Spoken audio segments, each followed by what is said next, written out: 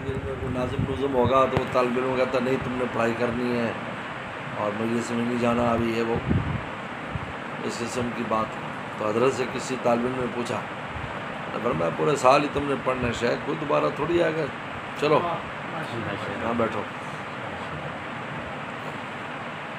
طلبا کو بہت فائدہ ہوا جو اس وقت ساتھ رہے کیونکہ حضرت نے تو آ جانا تھا وہ آ گئے. ہر چیز کے ایک مواقع ہوتے ہیں کہ اس چانس اور موقع کو لینا چاہیے پھر وطن دوبارہ مبادہ ملے نہ ملے. کیونکہ جو سفر کی چیزیں ہوتی ہیں جیسے حج ہے میں سفر کرتا ہے تو سب نے لکھا ہے کہ اول موقع پر ہی حج کرنے کی کوشش کریں وعدہ دوبارہ موقع ملے نہ ملے بہت عرصہ ہے. تو روٹین کے کام تو چلتے رہتے ہیں. ہمارے ادھر مفتی بن صاحب ٹونکی رحمۃ اللہ علیہ مجھے ساتھ لے جاتے تھے اور رات کو مطالعہ تکرار کے ٹائم کبھی مغرب کے بعد کبھی عشاء کے بعد. اب حضرت کے جو دوسرے خدمت گزار تھے وہ کہتے یار ہم نے تکرار مطالعہ کرنا ہے تو وہ پیچھے ہٹ جاتے. ہم تو شیر تھے ہم نے کہا ہم اپنا مطالعہ بعد میں کر لیں گے اب یہ موقع تو نہیں ملے گا. تو آج پیچھے ہٹنے والے پیچھے ہی ہیں. ہم نے موقع سے فائدہ اٹھایا اور پھر اس کا میں نے طریقہ کار یہ کیا کہ بھائی اس ہفتے میں کتنے گھنٹے میں حضرت کے ساتھ رہا 4 گھنٹے 5 گھنٹے. تو جمعرات کو مغرب کے بعد سے رات اتنے گھنٹے زائد مطالعہ کرنا جب طلبہ سیر کر رہے ہیں. یہ میری عادت ہے. میں نے کہا وہ پورا کر لیا نا ہفتے اس لیے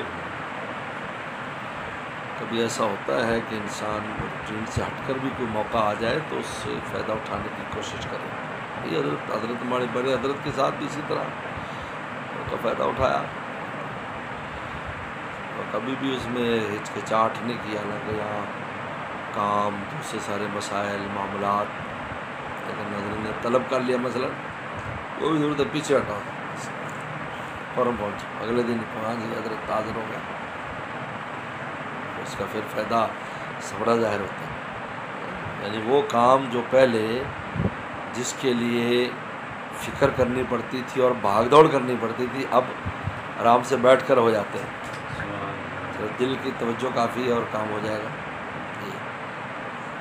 جس طرح شیخ عبد القادر جیلانی رحمۃ اللہ علیہ وہ بہت زیادہ خدمت خلق میں بھاگتے دوڑتے تھے. ہر وقت یہ فکر کیونکہ اللہ کے دوستوں کو مخلوق کا غم ہوتا ہے. تو ایک دفعہ ایک اللہ والے ان کو ملے کیا کرتا ہے اپنا اوپر تعلق مضبوط کر اپنے شیخ اور مرشد سے فائدہ اٹھا چل چھوڑ اس کو. خود فرماتے جب میں نے یہ رستہ اختیار کیا تو اب یہ حال ہو گیا ہے کون سا بڑا بندہ ہے جو ان کی محفل میں نہیں اور اس سے کام نہیں ہو سکتا.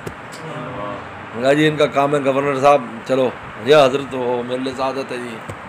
پہلے اسی کے لیے فنا ہو جانا پڑتا تھا اب زبان سے کہنے کی ضرورت ہوتی ہے اور کام ہو جاتا ہے. حضرت مولانا یوسف دھانوی شہید رحمۃ اللہ علیہ نے مجھ سے فرمایا یار تم محتمم میں نہیں ہو. میں کہ حضرت کیوں؟ کہتے تم مجھ سے کوئی رکے شکے نہیں لیتے کوئی سیٹھوں کے سفارے نہیں کراتے ورنہ میرے پاس تو آتے ہیں پھر بڑے بڑے لوگوں کا نام لیا کہ مجھ سے جی فلاں سیٹھ کا رکا لکھ دیں فلاں کا نام تصدیق کر دیں. تو میں کبھی نہیں لیا حضرت سے کبھی رکا نہیں لیا حضرت رکا دے دو کہ یہ. میں نے کہا حضرت وہ سیٹھ آپ کے اس رکے پر کیوں دیتا ہے پیسہ وہ چیز آپ مجھے دے دیں شکار میں خود کر لوں. بہت ہنسے گا یار تم تو بہت چلاک آدمی ہو ہیں. میں کہتا وہ نسبت ادھر دے دیں ہم جانے سیٹھ جانے آپ کو کیا تکلیف دینی رکے.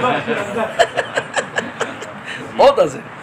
اچھا میں کہا حضرت وہ چیز دے دیں آپ ہم تو آپ کے پاس اس لیے آتے ہیں کہ بھی آپ سے وہ چیز لے لیں اور کوئی غرض نہیں ہے کہ حالانکہ حضرت کی عزیز داری تھی رشتہ داری تھی. حضرت اور ہمارے سرپرست بھی تھے والد صاحب نے وفات سے پہلے فرمایا کہ اب میرے بعد آپ ان کے بڑے ہیں کیونکہ ہم لوگ مسافر لوگ ہیں یہاں کو عزیز داری تو ہے نہیں ہماری یہ آپ نے خیال کرنا ہے. اور واقعی حضرت نے بہت خیال فرمایا بغری کرام فرمایا بڑی عجیب حیرت ہوتی ہے اتنا خیال فرماتی تھی. یعنی کبھی ملتان تشریف لاتے اور کوئی اہم بات کا مشورہ دینا ہے تو وہاں سے گاڑی جب یہاں پہنچتے تو پتہ چلتا جان صاحب آئے ہوئے ہیں باہر، اور پھر بھائیوں اکٹھے کرتے، دیکھو یہ تمہارے لیے مشورہ میرے ذہن میں آیا، اس پر عمل کرو جی، اچھا بس چائے بھی، اب مجھے واپس جانا ہے، ختم نبوت کا اجلاس فوت چلو جی، والد صاحب کی بات کا اتنا خیال تھا۔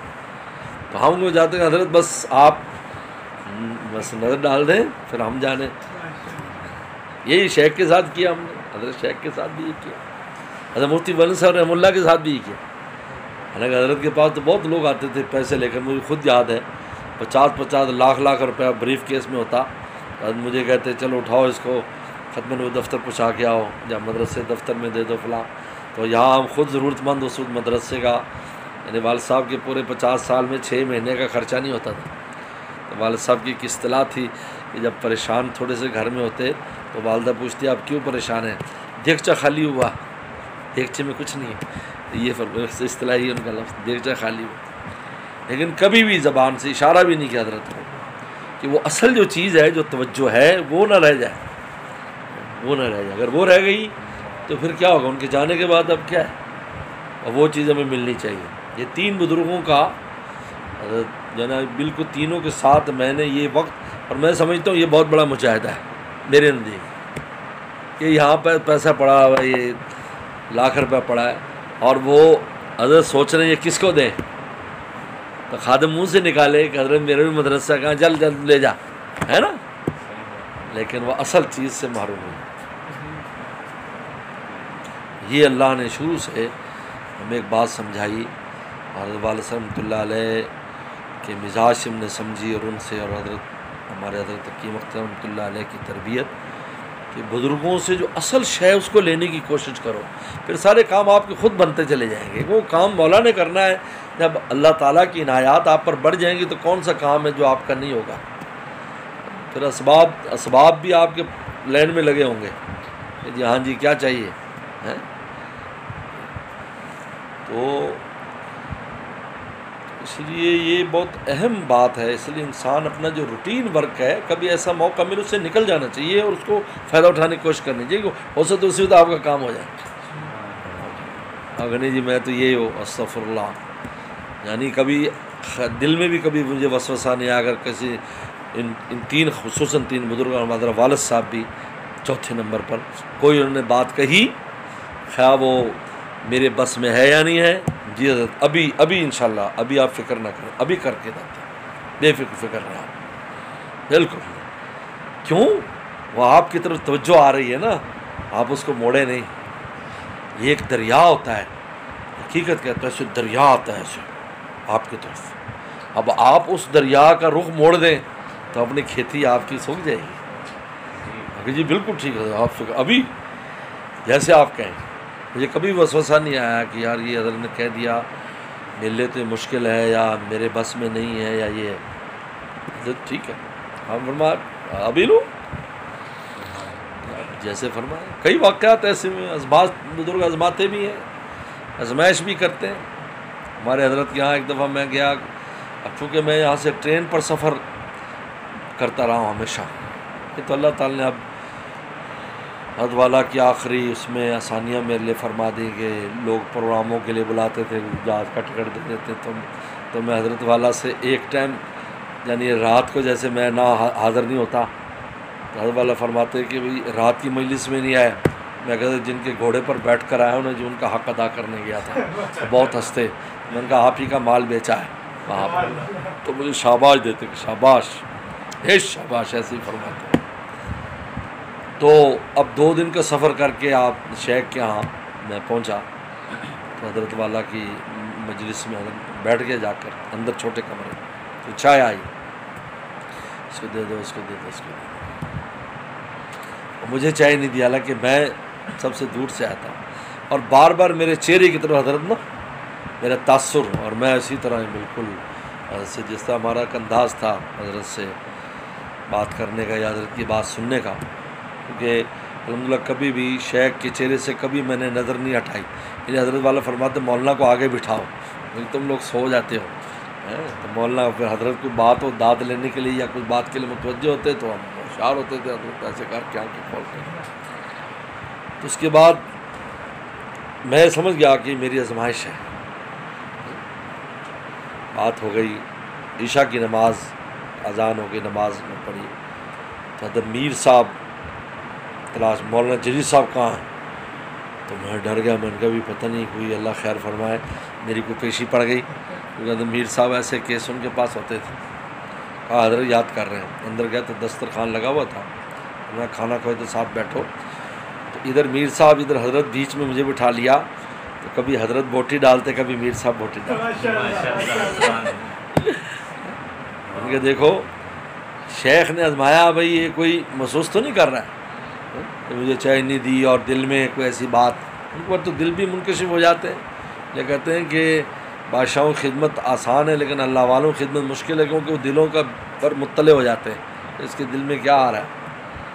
تو اس کے بعد کھانا، اور کھانا بھی شان کے ساتھ کیا. پھر میں نے حضرت نے میں نے بس کے فرمایا نہیں، اب آپ نے جانا نہیں، آپ نے اور کھانا ہے.